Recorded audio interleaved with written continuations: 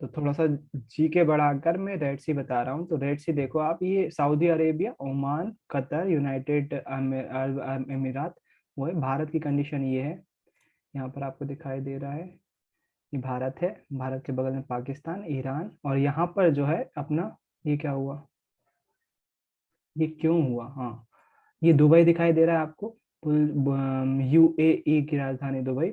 यहाँ ओमान दिखाई दे रहा है, यमन, और रेड सी जो है ये यमन और जो साउथ अफ्रीका के बीच में है, इजिप्ट, है ना, इसको बोलते हैं रेड सी, ये बीच में है जो। तो यहाँ भी हम व्यापार करते थे, हमारा व्यापार, ये दक्षिण अफ्रीका है ना, Sudan, Eritrea, Djibouti, Ethiopia, Somalia, Kenya, Uganda. Somalia जो है वो भारतीय शब्द है।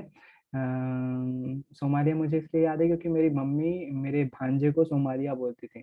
और सोमालिया हिंदी शब्द के तहत आया, सोम प्रदेश का रहने वाला राजा, सोम देश का रहने वाला, मतलब चंद्रमा देश का रहने वाला राजा सोमालिया जो है मेरे भांजे को बोलते हैं, इसलिए मुझे याद है ये। तो ये जो है हमारा रेड सी कहलाता है, और ये हमारी खाड़ी देश है। कौन से, ये वाले खाड़ी देश, Iran, Iraq, Afghanistan, Turkmenistan, Uzbekistan, ये सब खाड़ी देश कहलाएंगे। क्यों बोल रहे हैं, सऊदी अरेबिया भी उसमें आएगा, लेबनान, टर्की, ये सब भी उसी में आएंगे। खाड़ी देश क्यों बोल रहे हैं, क्योंकि यहाँ पर जो है ऑयल जहाँ पाया जाता है उनको खाड़ी देश बोलते हैं। तो ये चीज जो है हम भारत में अपने जो सूरत तट था, जो कि कहाँ था, यहाँ पर था गुजरात में, सूरत तट से, ये दिख रहा है आपको सूरत, यहाँ से जो है व्यापार करते थे खाड़ी देशों में, साथ साथ रेड सी में। रेड सी मतलब अफ्रीका तक जाता था हमारा व्यापार। और इस साइड से जो है वो हुगली यहाँ पर था, पश्चिम बंगाल में, नीचे कोलकाता के नीचे आता है। हुगली बंदरगाह से जो है वो हम व्यापार कर रहे होते थे, तो इस साइड का पोर्शन कवर कर रहे होते थे। पुराने बंदरगाह ये दोनों थे। और आवाज क्लियर नहीं आ रही, आवाज नहीं आ रही, आवाज क्लियर आ रही है क्या, और किसी को परेशानी आ रही है आवाज में? नहीं नहीं भैया। भैया। नहीं भैया। नहीं नहीं नहीं नहीं भैया। भैया। भैया। नहीं चलिए भैया। नहीं भैया। अंजलि एक बार इंटरनेट चेक करो बेटा, शायद इंटरनेट की वजह से ऐसा हो रहा है। एक बार चाहो तो दोबारा कनेक्ट कर लो, या फिर अपने डाटा को, डाटा सेव मोड पे डालो और जूम को केवल अप्लाई करो, उसके बाद जूम ऐप खोलो, ताकि डाटा वेस्ट ना हो, है ना। तो पहले हुगली और सूरत से होते थे हमारे बंदरगाह मेन, जिससे हम भारत के थ्रू पूरे दुनिया भर में व्यापार करते थे, कोस्टल एरिया से, जहाजी समुद्रों के द्वारा से। और फिर उसके बाद चेंज हो गया ये, और फिर कलकत्ता यानी कोलकाता, और बम्बई यानी कि मुंबई से जो है हम व्यापार करने लगे। ये दोनों बंदरगाह जो पुराने थे उससे व्यापार कम हो गया, जो कि हमने अभी जस्ट कुछ देर पहले इस पे बात करी थी, है ना। तो ये मेरे को दिखाना था कि रेड सी कहाँ पर है, क्योंकि मुझे भी इस तरह से डाउट था, क्योंकि जिस प्रकार से जय ने बोला था कि रेड सी जो है वो चाइना की साइड है, वो रेड सी नहीं है एक्चुअली, वो साउथ चाइना सी है। साउथ चाइना सी कौन सा एरिया कहलाता है, इस पे बहुत डिस्प्यूटेड है। अमेरिका अपना दावा ठोकता है साउथ चाइना पे, ताइवान अपना दावा ठोकता है। ये वाला जो एरिया है ना, साउथ चाइना सी, ये वाला सी जो है बहुत कंट्रोवर्शियल एरिया है। ये हो सकता है तीसरे विश्व युद्ध के लिए जो है वो बन जाए। एक्चुअली यहाँ नहीं है, गल्फ ऑफ थाईलैंड, ये वाला साउथ चाइना सी जो है वो ये वाला पूरा एरिया कहलाता है। ये अब बाउंड्री तय नहीं की जा सकती, लेकिन इतना ही एरिया कहलाता है, साउथ चाइना सी कहलाता है। इस पर चाइना अपना दावा ठोकता है, ताइवान अपना दावा ठोकता है, फिलीपींस अपना दावा ठोकता है, यहाँ से वियतनाम अपना दावा ठोकता है, मलेशिया, सिंगापुर तो खैर गल्फ ऑफ आइलैंड में, लेकिन ये लोग भी अपना अपना दावा ठोकते हैं। और ताइवान के मुकाबले में अमेरिका जबरन में अपना दावा ठोक रहा होता है। तो अमेरिका भी इसमें कूद पड़ा है। इसमें क्यों कूद पड़े हैं, क्योंकि चाइना जो है यहाँ पर बहुत सारे द्वीप बना रहा है, निर्माण कर रहा है साउथ चाइना सी में, क्योंकि यहाँ खनिज जो है वो अच्छी खासी मात्रा में मिला है। और सारे देश जो है उस पर कब्जा करना चाह रहे हैं, तो इस पर बहुत ज्यादा विवाद है अभी। डोमिनेट जो है वो चाइना ही कर रहा है अभी। चाइना बहुत हद तक जो है इस पर आगे है, इस साउथ चाइना सी पे, और इस पे बहुत ज्यादा है, तो इसको साउथ चाइना सी बोलते हैं। बे ऑफ बंगाल, बंगाल की खाड़ी भारत के बगल में है ही। अंडमान सी मतलब अंडमान सी, यहाँ पर अपना अंडमान निकोबार द्वीप समूह, ये वाला एरिया है अपना, है ना, जो ये अपने भारत का एरिया है, ये अंडमान द्वीप से, भारत यहाँ पर है लेकिन अंडमान द्वीप समूह पे अपना कब्जा है, मतलब अपना एरिया है ये। तो यहाँ पर जो है अंडमान निकोबार द्वीप समूह है, वहां पर अपना कब्जा है। और यहाँ पर नीचे दिख रहा है सेलेबस सी, फिलीपींस एरिया। यहाँ पर छोटे छोटे देश हैं फिलीपींस सहित, यहाँ Malaysia, Singapore, Indonesia, Papua New Guinea, फिर उसके नीचे ऑस्ट्रेलिया जाता है, और उसके नीचे जो है ये न्यूजीलैंड आ जाता है। तो ये न्यूजीलैंड वाला एरिया है ना। तो न्यूजीलैंड इतना सा है ऑस्ट्रेलिया के सामने, देखो ऑस्ट्रेलिया बहुत बड़ा है। तो ये थोड़ा सा था जिसको मेरे को बताना था, तो मैंने बता दिया। इससे जस्ट लगा हुआ जापान से यहाँ पर यूनाइटेड स्टेट्स है। अब आप चाहो तो इधर से आगे बढ़ोगे तो भी आपको यूनाइटेड स्टेट दिख जाएगा। आप देखना इधर भारत है, भारत के बाद अफ्रीका है, अफ्रीका के बाद इधर आ रहे हो तो ये देखो यूएसए दिख रहा है, यूएसए दिख रहा है। नीचे क्या है, ऊपर साउथ नॉर्थ अमेरिका कहलाएगा, नीचे साउथ अफ्रीका कहलाएगा, और बीच में ये यूएसए है। स्टेट के नाम लिखे हुए हैं शॉर्ट में, NDSD, MT, न्यूयॉर्क वगैरह जो भी उनके स्टेट है वो लिखे हुए हैं। अच्छा, अगर मैं इंडिया से इस साइड जाऊं तो भी आपको जो है वो यूएसए दिख जाएगा, देखो, है ना। पृथ्वी गोल है, इसका मतलब ये दिखाना चाह रहा है वो, पृथ्वी गोल है। इधर से जाऊं तो भी, भारत से अगर यूएसए जाना है तो यहाँ से रास्ता ज्यादा अच्छा रहेगा, यहाँ से मार्ग जो है वो भारत से जापान होते हुए यहाँ से मार्ग जाया जाता है। इसके उलट अगर यहाँ से जाएंगे, अगर जहाज के माध्यम से जाएंगे तो अफ्रीका से क्रॉस करते हुए फिर यहाँ से क्रॉस करते हुए यूएसए जाना पड़ेगा। ये मार्ग भी थोड़ा सा अच्छा, एरोप्लेन से जो है दोनों ही मार्ग से जाते हैं, इस साइड से भी जाते हैं, इस साइड से भी जाते हैं, डिपेंड करता है फ्लाइट पे, दोनों ही मार्ग तय किए जाते हैं। दोनों ही मार्ग सही है अपने अपने रास्ते पे, क्योंकि कुछ लोग जो है वो जापान होते हुए जाते हैं, कुछ लोग जो है डायरेक्ट यहाँ से यूएसए जाना पसंद करते हैं। तो डायरेक्ट वाली फ्लाइट ज़्यादातर महंगी होती है, कॉस्टली होती है ना। तो ये चीज़ है। हम राजनीतिक दल देख रहे थे, 3 नंबर के हिसाब से हमको कुछ चैप्टर देखना था। शुरुआत में हमने देखी राजनीतिक दल का मतलब क्या है, क्यों होते हैं हमारे देश में राजनीतिक दल की जरूरत क्या है। तो सबसे पहला क्वेश्चन 3 नंबर का यही बनता है कि राजनीतिक दल के कार्य क्या क्या है। तो राजनीतिक दल जो है चुनाव लड़ते हैं, जाहिर सी बात है, और जो है नीति और कार्यक्रम अपने सामने मतदाताओं के सामने रखता है। आपको हमारी नीति पसंद आ रही है तो हमको वोट दो, हम जो है सरकार बनाएंगे। पार्टियों के कानून निर्माण में मदद करती है लोकसभा राज्यसभा। हाँ, यहाँ पर एक क्वेश्चन आया था कि आप लोगों के दिमाग में अभी विधानसभा संसद इनको लेकर जो है वो डाउट है, तो उसको अपन आज क्लियर कर लेंगे सबसे पहले तो, क्योंकि अगर वो क्लियर नहीं है तो फिर मामला गड़बड़ा जाता है, वो आगे पढ़ने से मतलब ही नहीं आता, वो बेसिक है। चुनाव हारने वाले विपक्ष की भूमिका निभाते हैं, वो भी राजनीतिक दल होते हैं। जनमत निर्माण में महत्वपूर्ण भूमिका निभाते हैं, मतलब वो देश भर से लोगों के छोटे छोटे मुद्दे उसको ऊपर उभार कर लाते हैं, जिसके कारण से लोगों में एक आम सहमति बन पाती है, और लोग बाग जो है वो उस चीज पर, उस टॉपिक पे आगे बढ़ पाते हैं। उदाहरण के लिए 3 तलाक, 3 तलाक को लेकर जो है वो बीजेपी ने आगे बढ़ाया, और उसके बाद लोगों की समर्थन मिला उस पर, वाकई सही था वो मुद्दा, तो लोगों ने उसका सपोर्ट किया। दल ही सरकारी मशीनरी और सरकार द्वारा चलाए हुए कल्याणकारों तक लोगों तक पहुंचाते हैं, मतलब पब्लिसिटी करना। कोई योजना चल रही है, जैसे संबल योजना चल रही है, तो वो लोगों तक पहुंचाएंगे, बीजेपी के कार्यकर्ता जाएंगे, भाई संबल योजना में पार्ट लो, क्यों नहीं लेते हो। साथ ही जो दल के लोग होते हैं उनसे हमको काम करवाना ज्यादा आसान रहता है बजाय किसी अधिकारी के। तो वही पॉइंट इसमें लिखा होता है, ये राजनीतिक दलों का काम है, और इन्हीं कामों के कारण से राजनीतिक दल इंपॉर्टेंट हो जाते हैं। आज जो हम बात करते हैं, सबसे पहले तो हम दिमाग में ये चीज क्लियर कर लेते हैं। आज ज्यादा टाइम हो सकता है, पूरा टाइम लग जाए, तो टाइम पे डिपेंड करेगा कि मेरे को क्या क्या समझाना पड़ता है। लेकिन आज बेसिक बात करते हैं अपन कि हमारी जो शासन व्यवस्था है वो किस प्रकार से रहती है, कौन कौन कहाँ का प्रमुख होता है, उसके बारे में चर्चा कर लेते हैं आज, ताकि आपके दिमाग में राज्यसभा, विधानसभा, लोकसभा, इस सब में जो है वो सब चीजें क्लियर हो जाएं। तो ये बात कर लेते हैं, 2 मिनट, ये हटाओ, इसको वाइट करो, इसको ब्लैक करो, यहाँ पर जाएगा ब्रश। चलो शुरू करते हैं। तो सबसे पहले जो संविधान के 3 स्तंभ होते हैं, सारी चीजें नहीं लिख पाऊंगा मैं, प्लीज राइटिंग पे फोकस मत करिएगा, ये बस सीखने पे फोकस करिएगा। स्क्रीन दिख रही है, मैं संविधान लिख रहा हूँ। हाँ भैया। संविधान के 3 स्तंभ मेन कहे जाते हैं, और 3 स्तंभ में कोई बताएगा मुझे 3 कौन से मेन स्तंभ है।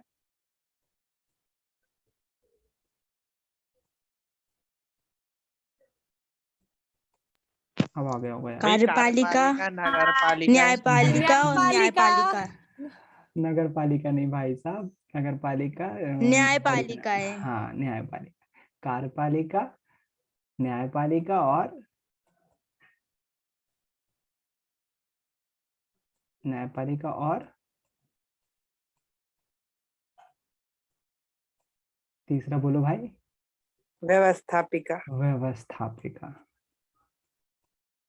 व्यवस्थापिक, ये 3 स्तंभ है संविधान के, मतलब संविधान इस पर टिका हुआ है। स्तंभ बोलना मतलब छत है, छत संविधान है, तो ये 3 पिलर है जिस पर संविधान टिका हुआ है।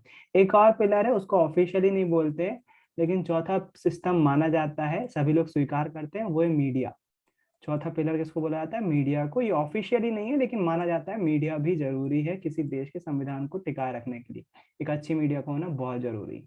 तो संविधान बनाए रखना है, मतलब संविधान क्या होता है, नियमों का लेखा जोखा, ताकि एक नियम कायदे लिखे हुए हैं, लोग बागों को किस तरह से जो है देश को आगे बढ़ाना है, वो लेखा जोखा है पूरे नियमों का संविधान, उसको चलाना है। तो ये 3 पिलर चाहिए, ऑफिशियली 3, वैसे 4 पिलर चाहिए। अगर इनमें से जो है कुछ भी गड़बड़ होता है तो हम जो है गणतंत्र में, गणतंत्र मतलब एक सिस्टम, 26 जनवरी आ रही ना, एक सिस्टम तैयार करते हैं, एक तंत्र तैयार करते हैं, ताकि तंत्र के माध्यम से सभी लोगों को समानता से देखा जाए, सभी के साथ बराबरी का व्यवहार हो। सबसे मेन चीज बराबरी का व्यवहार हो, किसी के साथ भेदभाव ना हो।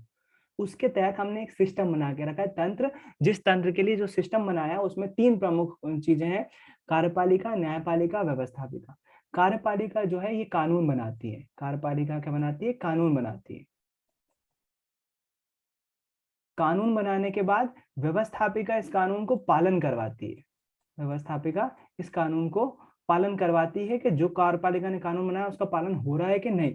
और न्यायपालिका जो लोग उस कानून का पालन नहीं करते हैं उनको दंड देती है, उनको सजा देती है, दंड या सजा देती है न्यायपालिका, है ना। तो सीधे सीधे उदाहरण ये है, कार्यपालिका का जो उदाहरण है, जो कानून बनाती है, उसके उदाहरण है लोकसभा, राज्यसभा, विधानसभा, ये सभी कानून बना रही होती। क्या क्या होती है अभी बात कर ही रहे हैं, जाहिर सी बात है। लोकसभा, विधानसभा, राज्यसभा, राज्यों की विधान परिषद, न्यायपालिका, नगर निगम, ये सभी जो है वो कानून बना रही होती है। इनके अपने अपने अधिकार क्षेत्र हैं जिसमें ये कानून बना रही होती है। सबके बारे में भी चर्चा करने वाले।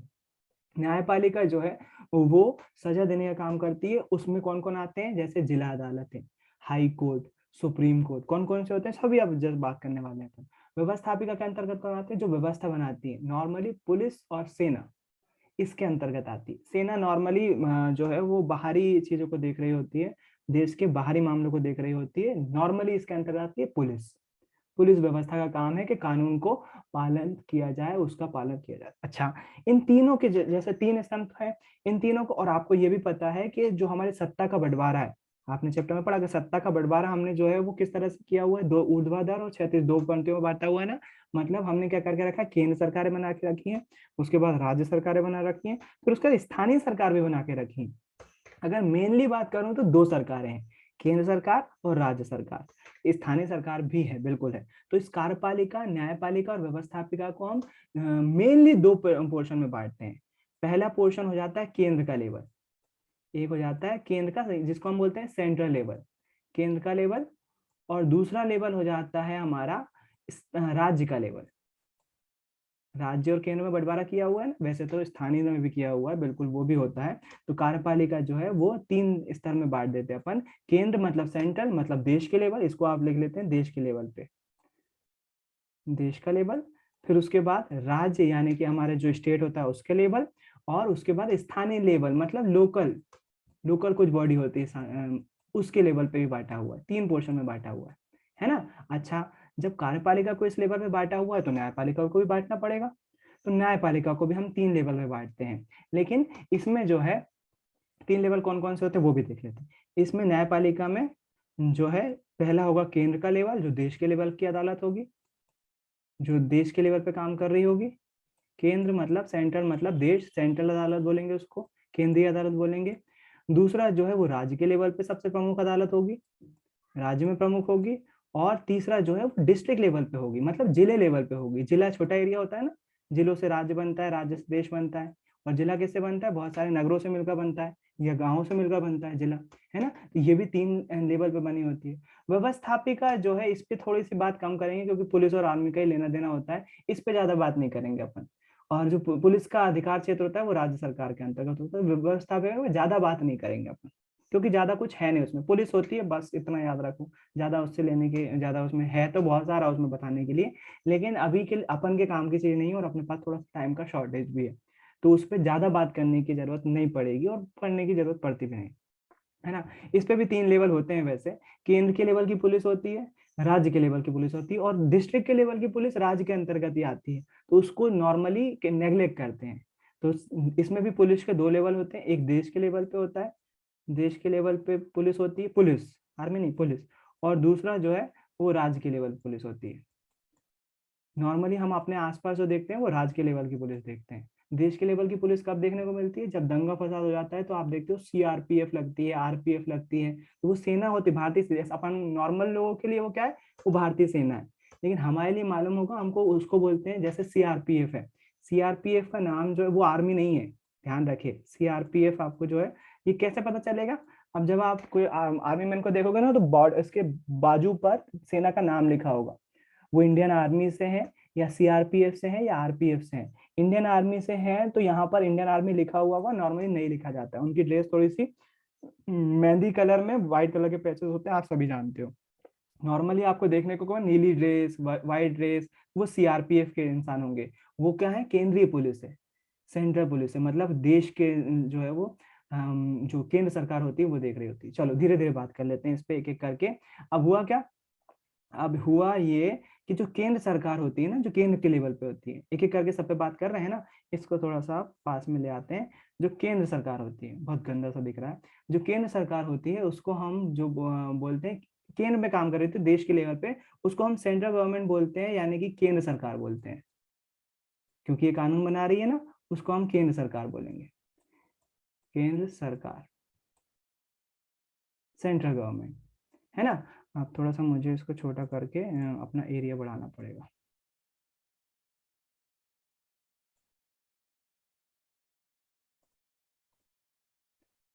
हाँ, तो ये केंद्र सरकार क्या होती है? केंद्र सरकार जो है भारत के आम नागरिकों द्वारा चुनी जाती है, और केंद्र सरकार जहां काम करती है उस ऑफिस का नाम है संसद। उस ऑफिस का नाम क्या है? संसद। केंद्र सरकार जहां काम करती है वो संसद कहलाती है। अच्छा, संसद कहलाती है, तो जो निर्वाचित सदस्य कहलाते हैं, संसद में बैठते हैं जो, उनको बोलते हैं हम सांसद। जो संसद में बैठते हैं उनको बोलते हैं सांसद। अगर बीच में कोई डाउट आए ना तो पूछते जाना, इसमें बहुत सारे डाउट होते हैं, है ना। अभी सुनते हो, बीच बीच में डाउट आए तो वो भी पूछते जाना, इसमें बहुत सारे डाउट आते हैं बच्चों को। टाइम की फिक्र मत करना, थोड़ा सा नंबर खींचने देना, लेकिन ये बहुत बेसिक है। तो केंद्र सरकार जहाँ काम करती है उसको बोलते हैं संसद, और उसमें बैठने वाले सदस्यों को बोला जाता है सांसद। सांसद कौन चुनता है? हम चुनते हैं, आम नागरिक चुनते हैं। 18 साल से ज्यादा वाले के लोग डायरेक्ट वोट करते हैं अपने सांसद को। अपने एरिया का एक सांसद होता है। अच्छा, संसद के दो हिस्से हैं, संसद के दो हिस्से हैं, मतलब जहां केंद्र सरकार काम करती है उस ऑफिस को भी दो भागों में बांट दिया है। केंद्र सरकार के ऑफिस को दो भागों में बांट दिया है। पहला है लोकसभा, लोकसभा, और दूसरा है राज्यसभा, दूसरा है राज्यसभा, राज्यसभा। दोनों में जो है हमारे द्वारा निर्वाचित सदस्य भेजे जाते हैं, लेकिन दोनों के निर्वाचित सदस्यों को हम क्या बोल रहे होते हैं? सांसद ही बोल रहे होते हैं, दोनों को। इसमें जो बैठते हैं उनको भी सांसद, इनको जो बोलते हैं इनको भी सांसद। तो स्पेसिफिकली फिर बोला जाता है कि फलाना, जैसे राज्यसभा का सांसद या लोकसभा का सांसद, दोनों कॉमनली किस नाम से जानते हैं? सांसद के नाम से जाने जाते हैं। लेकिन अगर कोई बोलना है, जैसे मान लो उदाहरण के लिए हम अभी के लिए बोले कोई फेमस व्यक्ति, जैसे सचिन तेंदुलकर का नाम लेते हैं, तो हमारे सचिन तेंदुलकर सांसद हैं, लेकिन वो किसके साथ सांसद है? राज्यसभा के सांसद हैं, राज्यसभा के सांसद हैं। अगर बोले हमारे माननीय प्रधानमंत्री नरेंद्र मोदी जी कहाँ के सांसद हैं, तो वो लोकसभा के सांसद हैं। दोनों को अलग अलग, इसमें फर्क क्या है अब उस पर बात करते हैं। लोकसभा के सदस्य में फर्क क्या है और राज्यसभा के सदस्य में फर्क क्या है? दोनों के सदस्यों को सांसद बोला जाता है। तो अब लोकसभा के सदस्य क्या होते हैं, कैसे चुनी जाती है, लोकसभा क्या होती है, उसके बारे में थोड़ी सी चर्चा करते हैं। तो लोकसभा क्या होती है? लोकसभा में जो चुनाव होता है लोकसभा के सांसद का, वो डायरेक्ट आम नागरिकों द्वारा चूज किए जाते हैं। मतलब आम नागरिक जो है वो उनको चूज करते हैं, आम नागरिक चूज करते हैं किसको? लोकसभा के सदस्यों को। उदाहरण, उनको सांसद ही बोला जाता है। हम जैसे मान लीजिए 2019 में जो चुनाव हुए, उसमें हमारे क्षेत्र में, अब हमारा क्षेत्र कैसा होगा? भारत अगर नक्शे पे देखोगे आप तो बहुत बड़ा है, अलग अलग राज्य हैं बहुत सारे। तो ये जो है 1971 की शायद आबादी पर बटा हुआ है। मैं भारत का नक्शा बनाता हूँ थोड़ा सा, अरे बहुत गंदा बनेगा। चलो ठीक है, कोशिश तो कर ही सकते हैं बिल्कुल बेसिक बनाने का। इस तरह से कुछ शेप है भारत का। अरे बाप रे, ये तो बहुत,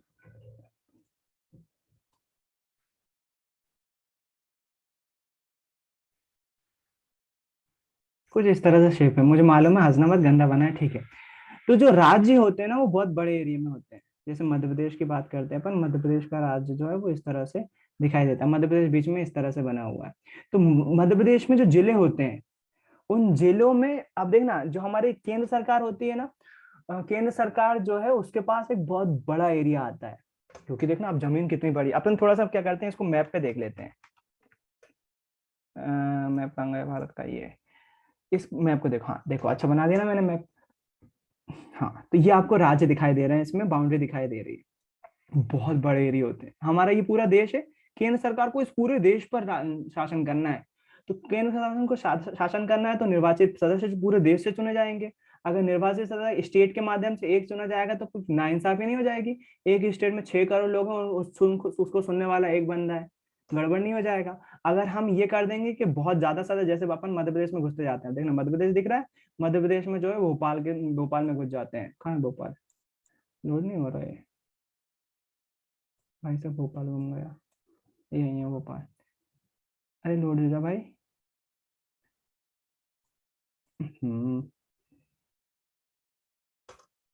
ये तो गलत बात है, इंटरनेट की स्पीड के बाद भी इतना स्लो खुल रहा है। तो ये भोपाल में पहुंच गए हैं।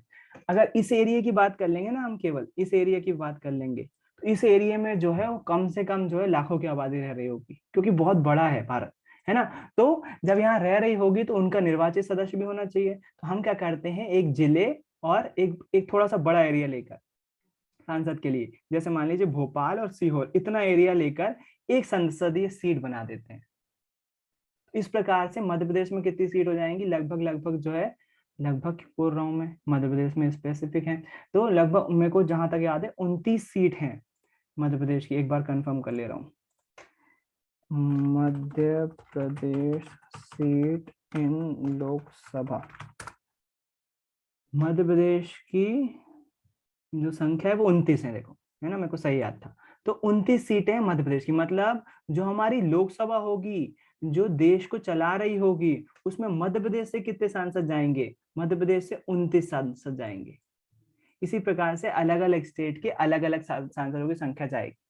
टोटल कितने सांसद जाएंगे, 545 टोटल, 545 ही हैं वैसे, 43 अभी की कंडीशन में 545 ही है, और प्लस 7 सदस्य होते हैं, तो 552 सदस्य, 500, ये 7 सदस्य जो है राज्यों से नहीं आते हैं, इसको राष्ट्रपति मनोनीत करते हैं। तो 552 हो जाती है कुल सांसदों की संख्या, 552, 552, है ना। इस पे थोड़ा सा मतभेद रहता है, क्योंकि अभी जैसे वर्तमान की संख्या देखोगे ना पार्लियामेंट की, तो वो इसको लोकसभा को पार्लियामेंट बोलते हैं, है ना। टोटल सीट देखो, अब देखोगे ना, टोटल सीट्स इन लोकसभा, तो टोटल सीट बोल रहा हूँ, पूरे देश की लोकसभा में कितने सीट हैं, टोटल 543 सीट ही दिखा रहा है, ये तो अभी की दिखा रहा है। Maximum number of the house hold 550, 550 है, और करेंटली जो है वो कम है। तो अपन अगर loksaBha.nic, ये संख्या जो है वो हर साल, मतलब हर चुनाव के बाद चेंज हो जाती है, क्योंकि परमानेंट जो सर है ये लोग खुद ही पक्के नहीं है, बताओ। The maximum capacity of house hold council in India 550, initially in 1950 it was 500, पहले 500 थी, 500, currently the house has 543 seat which are made up of election up to 500 elected member maximum. तो अभी जो सदस्य संख्या है वो 500, टोटल 550 की संख्या है ना। तो आप यही लिखिएगा, ये लेटेस्ट आंकड़े हैं, टोटल कितनी सीट हो सकती है, 550 हो सकती है। अभी की वर्तमान संख्या 543, जिसमें से बीजेपी के 301 सांसद हैं। ये पूरी पूरी वो लिखी हुई है संसद में, हमारे जो पूरे देश के लोग चुने गए भेजे हैं यहाँ पर। ये आपको जो ऑरेंज दिख रहा है ना, ये बीजेपी की बीजेपी की सीट है। फिर उसके बाद जो है वो ये जो डार्क ब्लू दिख रहा है वो जेडीयू है। उसके बाद आरजेएलपी दिया हुआ है, राष्ट्रीय लोक जनसंघ, ये सब पार्टियों के नाम है, सब पार्टियों के नाम है ना। ये सीट वितरण दिया हुआ है, सारी पार्टी नहीं बता पाऊंगा, पूरी नहीं हो पाएंगी। कांग्रेस देख लो, कांग्रेस कहाँ पर है, इंडियन नेशनल कांग्रेस का INC, माय गुडनेस, अच्छा अपोजिशन, ये यूपी INC 53 सीट के साथ, ये ब्लू कलर की पार्टी है ना। तो इतनी सारी पार्टियां देखो, कितने सारे कलर हैं, इतनी सारी पार्टियां हैं, है ना। एक खाली सीट भी है अभी। तो टोटल जो है अभी 543 सीट भरी हुई है। टोटल कितनी हो सकती है, मैक्सिमम 550 हो सकती है, मुझे 551 पता नहीं क्यों याद है, कुछ गड़बड़ है इसमें पक्के में, लेकिन टोटल सीट 550 हो सकती है लोकसभा की। तो वापस आते हैं अपने चैप्टर पर, लोकसभा, लोकसभा के सांसद, लोकसभा में भी सांसद चुने जाते हैं। कौन चूज करता है? आम नागरिक चूज करता है। टोटल कितने सदस्य हैं? 550 सदस्य हैं। और हम वोटिंग के द्वारा चूज करते हैं। मध्य प्रदेश में लोकसभा की कितनी सीट है? 29 सीटें हैं। अब ये लोकसभा का जो नेता होता है ना, वही बनता है देश का प्रधानमंत्री। भैया हाँ, सीटें 29 है और 550 क्या है? जो हमारे पूरा देश की सीटें हैं ना, वो 550 है। उसमें मध्य प्रदेश से सीटें 29 हैं। मध्य प्रदेश के सांसदों की संख्या होगी वो कितनी होगी? मैक्सिमम 29 ही हो सकती है बस। 29 में अपने जिले पंचाब, आप सोच जानते हो 51 है टोटल मध्य प्रदेश में जिले, अब 53 हो गए होंगे। तो 51 जिलों में जो है 51 जिले हैं और केवल 29 सीट, मतलब एक सांसद के पास लगभग एवरेज निकालें तो 2 जिलों का प्रभार आ रहा है। 2 जिलों को देखना पड़ रहा होगा एक सांसद को। तो मेरे ख्याल से अभी समझ रहे होगे, पूरे देश की सीट है वो 550, और उसमें से जी मध्य भैया। प्रदेश के कितने हैं? 29। अच्छा, जो लोकसभा से हम वोटिंग वो करवाते हैं ना, जो सदस्य चूज कर कर आते हैं, उनमें से एक जो है प्रधानमंत्री बनता है। लोकसभा में जितने भी सांसद चूज किए जाते हैं ना, वो अपना नेता किसी एक लीडर चाहिए ना किसी को, वो अपना लीडर चुनते हैं और उन्हीं में से बनता है प्रधानमंत्री। जरूरी नहीं है लोकसभा का ही भैया सदस्य। हाँ, ये मुख्यमंत्री होता है वो भी लोकसभा के सदस्य होते हैं? नहीं, बिल्कुल नहीं। मुख्यमंत्री की अभी बात ही नहीं हुई है। अभी हम केवल सेंट्रल गवर्नमेंट यानी केंद्र सरकार की बात कर रहे हैं। केंद्र सरकार का लेना देना लोकसभा और राज्यसभा से। अभी मुख्यमंत्री, राज्यपाल कुछ की बात नहीं कर रहे हैं, सब अलग से अलग है ना। तो लोकसभा की ही बात हो रही है यहाँ पर, केवल प्रधानमंत्री और सांसद की बात होगी बस। प्रधानमंत्री, भैया हाँ, लोकसभा के नागरिक ही प्रधानमंत्री चुनते हैं। लोकसभा, हाँ सॉरी वही वही सॉरी बता रहा था। सॉरी। लोकसभा के जो सांसद होते हैं, जरूरी नहीं है वही प्रधानमंत्री बने, वो राज्यसभा का सांसद भी हो सकता है, वो भी प्रधानमंत्री बन सकता है। ये भी प्रधानमंत्री बन सकता है। प्रधानमंत्री बनने के लिए एक ही शर्त है, लोकसभा या राज्यसभा का जो है वो सदस्य होना चाहिए उसको। प्रधानमंत्री ये भी बन सकते हैं, बिल्कुल कोई इसमें कोई दिक्कत नहीं। प्रधानमंत्री बनने के लिए एक शर्त है, बस सदस्य होना चाहिए उसको, सांसद होना चाहिए, ये कंपलसरी है ना। तो प्रधानमंत्री इस तरह से बनते हैं लोकसभा। अच्छा, इन्हीं लोकसभा में से 2 लीडर चूज किए जाते हैं। एक तो जो है 3 एक्चुअली में 3, एक तो जो है जो देश का प्रधानमंत्री बनता है। दूसरा जो लोकसभा का स्पीकर बनता है, जो कुर्सी पे बैठेगा पूरी सदन की कार्यवाही संचालित कर रहा होगा, तो वो स्पीकर बनता है इन्हीं में से। और एक और इसमें पद चूज किया जाता है जिसको हम जो है वो सदस्य का विपक्ष का नेता बोलते हैं। तो विपक्ष 3 पद चूज किए जाते हैं, उन जितने भी लोग हैं ना, उनमें से 3 लोगों को चूज किया जाता है, विपक्ष का नेता बोलते हैं इसको हम। तो देश के लेवल की संसद, लोकसभा और राज्यसभा। लोकसभा की बात कर रहे हैं अपन, लोकसभा मेन सदस्य है। अच्छा, एक और बात है यहाँ पर, लोकसभा को निम्न सदन बोला जाता है, निम्न सदन। पता नहीं क्यों बोलते हैं, लेकिन इसकी वैल्यू ज्यादा है, इसको लेकिन निम्न सदन बोला जाता है। और राज्यसभा को उच्च सदन बोला जाता है, इसको उच्च सदन बोला जाता है। सदन मतलब एक तरह से ऑफिस बोल सकते हो आप, जहाँ पर हम आपस में बैठकर सभा भी बोल सकते हो, सदन मतलब सभा बोल सकते हो। निम्न सदन और इसको उच्च सदन बोला जाता है। क्यों बोलते हैं पता नहीं क्यों, लेकिन यहाँ पर जो है, हालांकि देखना इसकी पावर ज्यादा है, लोकसभा की पावर ज्यादा है। लोकसभा की पावर क्यों ज्यादा है? क्योंकि यहाँ पर जो लोग आ रहे हैं ना, वो आम नागरिक चूज कर रहे हैं, आम नागरिक हम चूज कर रहे हैं, इसलिए इसकी पावर ज्यादा है ना। और ये तीन तीन प्रकार के नेतृत्व चूज करती है। पहला तो प्रधानमंत्री, जिसको हम सदन का नेता भी बोलते हैं। सदन का नेता मतलब ये बंदा प्रमुख, सबसे प्रमुख है देश का, सदन का नेता चूज बोलते हैं इसको, प्रधानमंत्री को पहला ये चूज करते हैं। और एक स्पीकर चूज करते हैं, जिसको हम लोकसभा अध्यक्ष बोलते हैं। और वो क्या करता है? वो सामने बैठा रहता है, उस चेयर पर बैठा रहता है और आदेश दे रहा होता है, उसके नेतृत्व में पूरी कार्रवाई चल रही होती है। कब किसको बोलना है, क्या बोलना है, सब स्पीकर तय कर रहा होता है। तो एक स्पीकर तय करते हैं, और एक विपक्ष का नेता भी चूज किया जाता है। विपक्ष का नेता कौन बनता है? जो सेकंड लार्जेस्ट पार्टी है। उसके लिए कंडीशन है, उसकी सीट जो है वो 50 से ज्यादा होना चाहिए एक पार्टी की, उसमें कोई गठबंधन नहीं हो सकता। उसमें एक पार्टी को 50 से ज्यादा सीट होंगी तभी वो बन सकता है। 50 या 50 के आसपास सीटें हैं, मुझे कंफर्म नहीं है, कोई परसेंटेज है इसमें, गलत बोल रहा हूँ मैं, इसलिए उसको बोलना नहीं चाह रहा। 50 के आसपास बोलता हूँ मैं। तो विपक्ष की सीट अगर बनना है, विपक्ष का नेता, 50 के आसपास सीट होना चाहिए। कांग्रेस की नहीं है, तो अभी वर्तमान में कोई भी विपक्ष का नेता नहीं है। वर्तमान में अगर हम प्रधानमंत्री की बात करें तो सभी जानते हो नाम, प्रधानमंत्री जो देश के हैं वो श्रीमान नरेंद्र मोदी जी हैं। जो स्पीकर हैं ये अभी ओम बिरला जी हैं, ओम बिरला। ये वर्तमान लोकसभा के अध्यक्ष हैं ओम बिरला। किसने चूज किया है? वहीं के जो 550 जो चूज किए गए थे ना, अभी की संख्या में 543, उन लोगों ने आपस में स्पीकर किसको चूज किया हुआ है? ओम बिरला जी को। तो ये हमारे लोकसभा के अभी वर्तमान के अध्यक्ष हैं। विपक्ष का नेता भी कोई नहीं है, क्योंकि किसी भी पार्टी को 40 से मतलब जो परसेंटेज था उस परसेंटेज ज्यादा सीट नहीं मिली हुई, तो विपक्ष का नेता कोई भी नहीं। इसके पहले कौन था?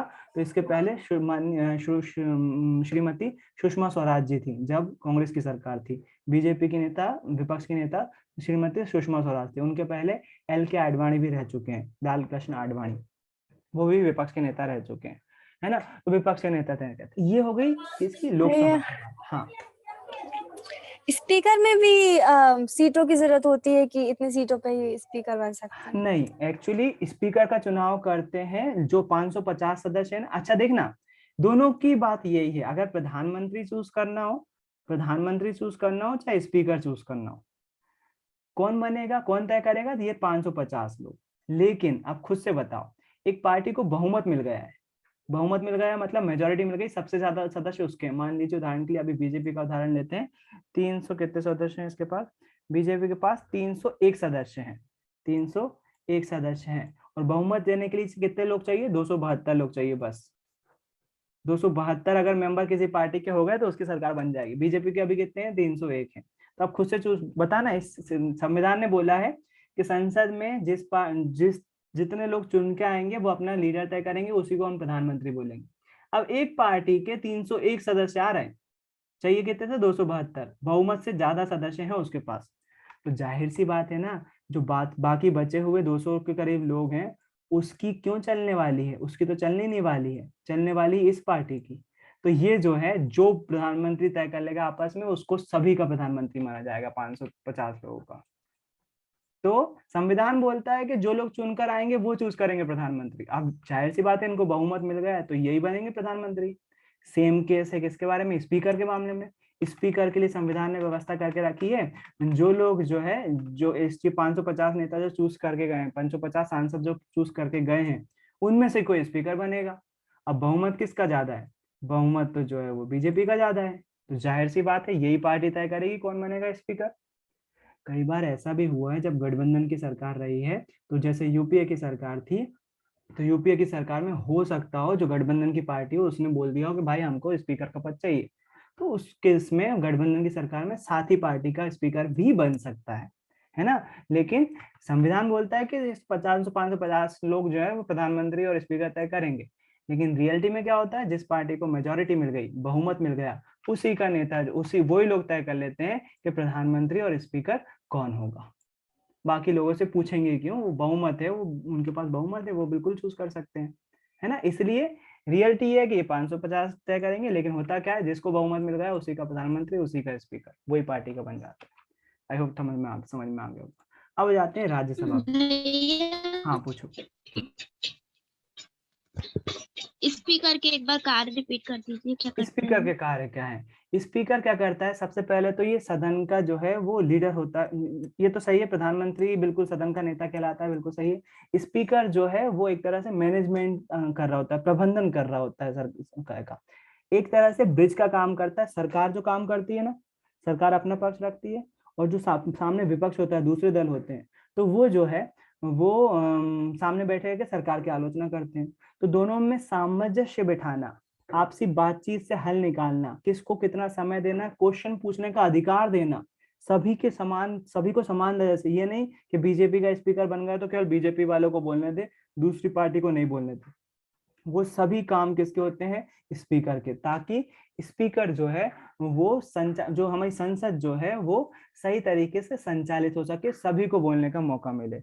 लोकसभा प्रोसीडिंग एक बार देखते हैं अपन एक आध, जिसके कारण से अपन को समझ में आ जाए प्रोसीडिंग कैसे लोकसभा चलती है और स्पीकर कहाँ बैठते हैं।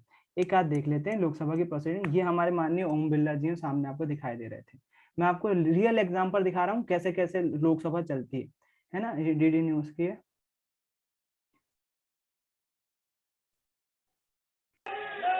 ये हमारी संसद का दृश्य है। ये ग्रीन जो दिख रही है ना, ये लोकसभा कहलाती है। सामने आपको जो स्क्रीन दिखाई दे रही है, ये जो सामने दिखाई दे रहे हैं व्यक्ति, यहाँ पर मैं रेड कलर ले लेता हूँ ताकि आपको समझ में आ जाए, दूर से ही दिखे। ये रेड कलर में जो आपको दिखाई दे रहे हैं वो है हमारे ओम बिरला जी। ये जो सामने गद्दी दिख रही है ना, ये ओम बिरला जी हैं। इनके बगल में इनके रक्षक बैठे हुए हैं, इनको ये संसद के काम मतलब एक तरह से हेल्पर हैं, वहाँ के नौकर है, सरकारी नौकर है ना। उसके बाद ये लोकसभा के सचिव बैठे होते हैं उनके नीचे, अधिकारी हैं, सरकारी अधिकारी हैं, लोगों के द्वारा नहीं चूज किए जाते हैं, वही इस काम करने वाले हैं, सरकारी अधिकारी हैं वहाँ के, है ना। बगल में इसके जो स्पीकर होता है उनके राइट हैंड पर सबसे पहली सीट होती है प्रधानमंत्री की। प्रधानमंत्री कहाँ बैठे होते हैं? यहाँ पर। उसके बगल में फिर जो है वो सेकंड नंबर और थर्ड नंबर पे जो है वो सरकार में जिनका आधिपत्य ज्यादा होता है वो बैठते होते हैं। अभी वर्तमान में सीनियरिटी के हिसाब से राजनाथ सिंह बैठते हैं, उनके बगल में अमित शाह बैठते हैं जो गृह मंत्री हैं, राजनाथ सिंह विदेश मंत्री हैं। तो स्पीकर के राइट हैंड पर सत्ता पक्ष बैठती है, मतलब सरकार बैठती है, राइट हैंड पर सत्ता पक्ष बैठती है, जबकि इस स्पीकर के लेफ्ट हैंड पर विपक्ष बैठता है, जो दूसरी दल पार्टी है, जैसे अभी कांग्रेस है, उसके साथ साथ जो है तृणमूल कांग्रेस है, डीएमके, एआईएडीएमके, वो लोग हैं, तो वो लोग इस साइड बैठते हैं, लेफ्ट हैंड साइड पे, है ना। अब देखते हैं, ये सदन अभी शुरू ही हुई है, अध्यक्ष आए हैं, सब लोग उनके सम्मान में खड़े हुए हैं, है ना। अब इसको प्ले करते हैं, मीटिंग अगर बंद हो जाए तो फिर से ज्वाइन कर लेना। राष्ट्रगान हो रहा है, तो राष्ट्रगान में म्यूट कर देता हूँ। ये देखो, राष्ट्रगान होते समय सभी लोग खड़े हुए हैं ताकि सदन की कार्रवाई शुरू हो सके। 52 सेकंड के बाद जो है वो सदन की कार्रवाई शुरू हो जाती है। ये सभी सांसद जो है राष्ट्रगान कर रहे हैं। अब जो है वो सदन की कार्रवाई शुरू हो रही है। श्री मद्दिला गुरुमूर्ति। अब ये क्या हो रहा है, शुरुआत में जो रहता है ये क्वेश्चन आवर रहता है, स्टार्टिंग में क्वेश्चन पूछते हैं, क्वेश्चन आवर नहीं रहता, सॉरी, शून्यकाल बोलते हैं इसको शायद, जिसमें अपने मामले उठा रहे होते हैं सांसद अपनी बात कहने के लिए। तो एक बार फिर से ज्वाइन कर लो ताकि आप देख सको लोकसभा की प्रोसीडिंग क्या होती है और लोकसभा के लोग कैसे